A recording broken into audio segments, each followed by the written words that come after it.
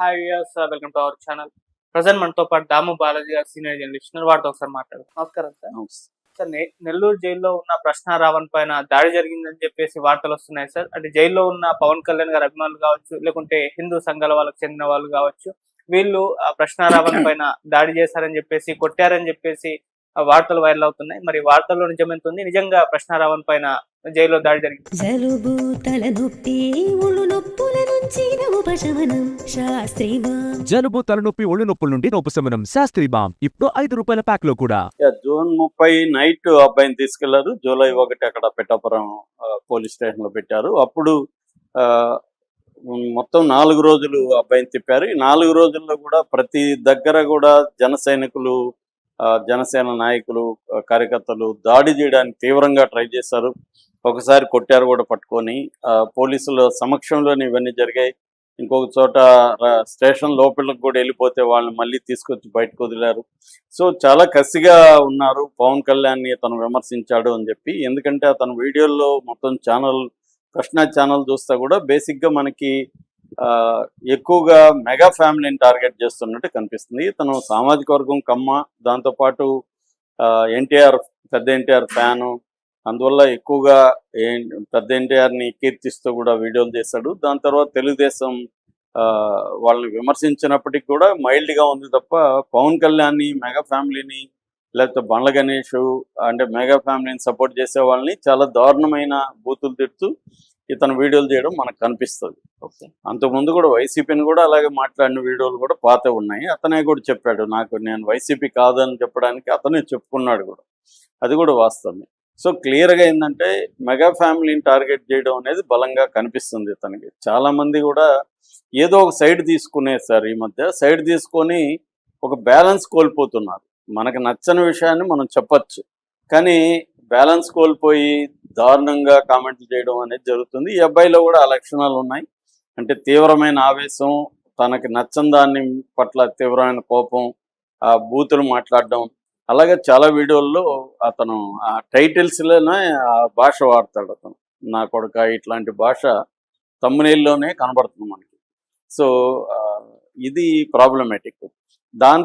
అందువల్ల ఇప్పుడు ఫ్యాన్స్ చాలా సీరియస్గా అతను దొరికితే కొట్టాలన్నట్టు ఉన్నారు. దాని తర్వాత ఇప్పుడు ఏమైందంటే దళిత వర్గం అతన్ని సపోర్ట్ చేస్తూ వీడియోలు, పోస్టులు పెడుతున్నారు. మరోవైపు అతనికి వ్యతిరేకమైన వర్గం, ముఖ్యంగా తెలుగుదేశం, జనసేనకు సంబంధించిన సోషల్ మీడియా కానీ, లేకపోతే మెయిన్ స్ట్రీమ్ మీడియా కానీ, కార్యకర్తలు కానీ, వీళ్ళంతా కూడా అతన్ని అటాక్ చేస్తూ రకరకాల వీడియోలు మ్యానిపులేట్ చేస్తూ అతను హిందూ దేవుళ్ళని కించపరిచాడని, లేకపోతే పవన్ కళ్యాణ్ని తిట్టాడని, ఇలాగంతా మాట్లాడుతూ నేను దేశభక్తుడు కాదని చెప్పాడని. నిజానికి ఫుల్ వీడియోలు చూస్తే అవేమి లేదు. అతను హిందువులను తిట్టలేదు. ఫుల్ వీడియోలు చూసినప్పుడు అతను నేను దేశభక్తుడు కాదన్నాడు, కానీ దేశం అంటే నాకు గౌరవం ఉందన్నాడు, దేశం అంటే మనుషులు అన్నాడు. ఇదంతా గురిజాడు చెప్పింది. దేశం అంటే మట్టి కాదవి, దేశం అంటే మనుషులు అని గురిజాడితే పాపులర్ ఇది ఉంది. దాన్నే అతను ఆ స్పిరిట్నే చెప్పాడు. భక్తి ఉండాల్సిన అవసరం లేదు, గౌరవం ఉండాలి అనేది అతని ఉద్దేశం. కానీ అది మొత్తం తీసేసి నేను దేశభక్తుడిని కాదని చెప్తున్నాడు, ఇతను దేశద్రోహి అని చెప్పేస్తున్నారు.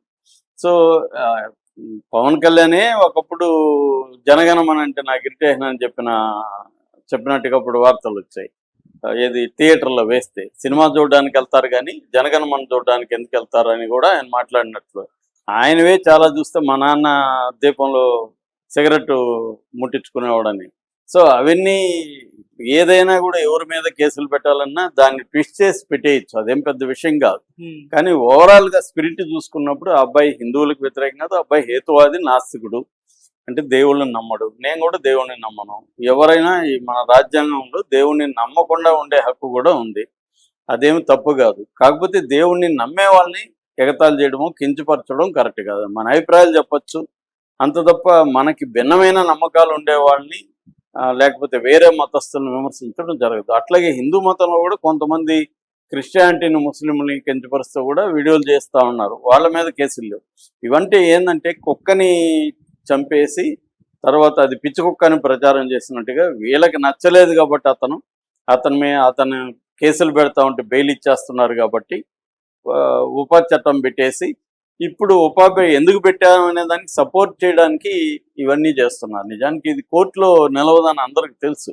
కోర్టులో ఈ కేసులు నిలవు. కోర్టులో ఏంటంటే రేపొద్దున ఇష్టం వచ్చి ఎడిట్ చేసి పెడితే వీళ్ళకే దుబ్బులు వస్తాయి. ఎందుకంటే నిరూపించాలి అక్కడ. వాళ్ళు డిఫెన్స్ వాళ్ళు ఫుల్ వీడియో పెడతారు అక్కడ. కాబట్టి ఇవన్నీ జరగవు. కానీ ఈ లోపల సపోర్ట్ చేసుకోవడం కోసం, ఎందుకంటే ఇతను పవన్ కళ్యాణ్ ఈగో కోసం ఈ పని చేశాడు, రాష్ట్రంలో ఫస్ట్ టైం ఒక యూట్యూబర్ మీద పెట్టడం అన్న చెడ్డ పేరు వస్తుంది కాబట్టి అతను ఒక దుర్మార్గుడు, అతను హిందూ మత వ్యతిరేకి, అతను దేశ ద్రోహి అని చెప్పేదానికి వీళ్ళు నెరేటివ్స్ చేసి కష్టాలు పడుతున్నారు. నిజానికి జనాలు ఎవరు కూడా నమ్మట్లేదు. అతను వ్యతిరేకించే వాళ్ళని అడిగినా కూడా అతను తిట్లను నేను వ్యతిరేకిస్తాను, అతని భాషను నేను వ్యతిరేకిస్తాను, కానీ పెట్టడం కరెక్ట్ కాదని చెప్తున్నారు. సో ఈ నేపథ్యంలో జైల్లో కూడా పవన్ అభిమానులు ఉంటారు, జైల్లో కూడా హిందూ భక్తులు ఉంటారు, బీజేపీ బ్యాచ్ ఉంటారు. ఎందుకంటే నెల్లూరు జైలు అనేది సెంట్రల్ జైళ్ళల్లో ఒకటి. సెంట్రల్ జైలు పెద్దది. దీని కెపాసిటీ 700, జనరల్గా 400 నుంచి 500 మంది ఖైదీలు ఉంటారు. ఇది మొత్తం 89 ఎకరాల్లో జైలు ఉంటుంది. అందులో కొంత సెమీ ఓపెన్ జైలు అంటారు, కొంతేమో క్లోజ్డ్ జైలు. సెమీ ఓపెన్ జైల్లో పంటలు కూడా పండిస్తారు, హార్టికల్చర్ ఉంటుంది. మొన్న కూడా ఇప్పుడు చూశాను 2 కోట్ల వరకు ఆదాయాన్ని జనరేట్ చేయగలిగారు ఖైదీలు అక్కడ. అందులో మెజారిటీ వాళ్ళు కన్విక్టెడ్ ప్రిజనర్స్ ఉంటారు అక్కడ, శిక్ష పడిన వాళ్ళు. మామూలుగా జైళ్ళలో 2 రకాలు ఉంటారు, శిక్ష పడిన వాళ్ళు, తర్వాత శిక్ష కోసం ఎదురు చూసేవాళ్ళు, అంటే కేసు ట్రయల్ కోసం అండర్ ట్రయలర్స్ అంటారు వాళ్ళని. సో ఈ 2 రకాలు రిమాండ్ ప్రిజనర్స్. సో ఈ 2 రకాలు ఉంటారు అనమాట.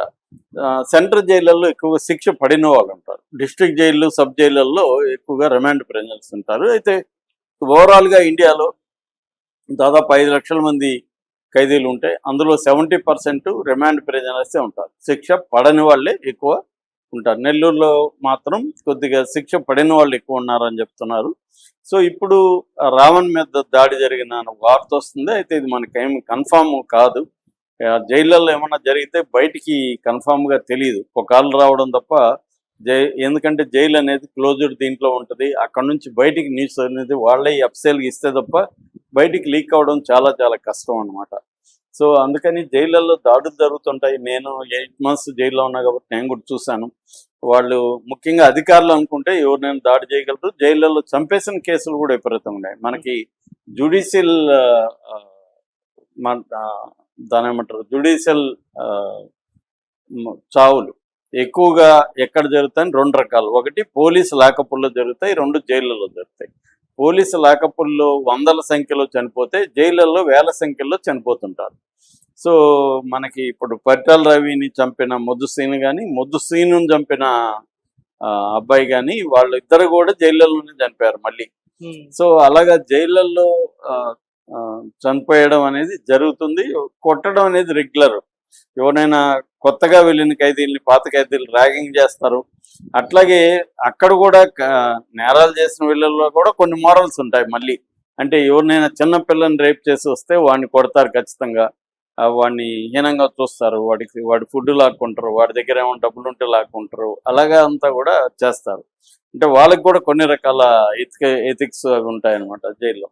అలాగా ఇప్పుడు రావణ్ని కొట్టారా అంటే దొరికితే ఖచ్చితంగా కొట్టే, ఎందుకంటే ఆడ పోలీస్ స్టేషన్ మీదకే వెళ్ళిన వాళ్ళు జనసేన అభిమానులు కానీ ఎవరన్నా ఉంటే మా పవన్ కళ్యాణ్ అంటావరా అని ఖచ్చితంగా కొడతారు, దాంట్లో డౌట్ లేదు. నెంబర్ 1. నెంబర్ 2, హిందూ వాళ్ళు కూడా, ఎందుకంటే జైల్లో కూడా న్యూస్ లీక్ అయిపోతుంది. జైల్లో కూడా న్యూస్ పేపర్లు వస్తాయి, గార్డులు కూడా